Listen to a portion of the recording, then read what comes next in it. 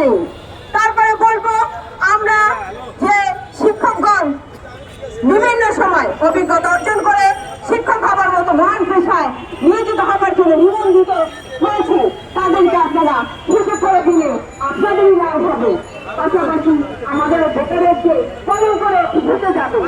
আপনাদের কাছে বিশেষ অনুরোধ, যারা এই বেশিমতি সরকার যারা এখন ক্ষমতায় রয়েছেন, আমাদের যে ন্যায্য দাবিটা রয়েছে, আমাদের যে যৌক্তিক দাবিটা রয়েছে, আমরা যে দীর্ঘ বছর ধরে 2005 থেকে আজ অব্দি আমরা যে বৈষম্যের শিকার, আপনাদেরকে বিশেষভাবে অনুরোধ করবো আমাদের সেই বৈষম্য নিরসন করে আমাদেরকে যে সমস্যা দেওয়া হয়েছিল সেই সমাজের যোগ্য মর্যাদা আপনারা রক্ষা করবেন।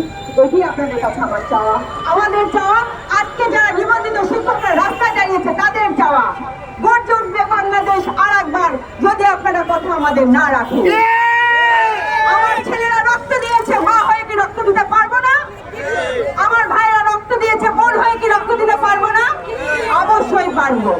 রাস্তায় যখন নেমেছি অবশ্যই এই রাস্তা শেষ দেখে যাব। আপনাদের বিশেষ অনুরোধ করবো, আপনারা নিশ্চয়ই আপনাদের কাছে আমাদের এই কণ্ঠস্বর পৌঁছে গেছে কোনো না কোনো ভাবে।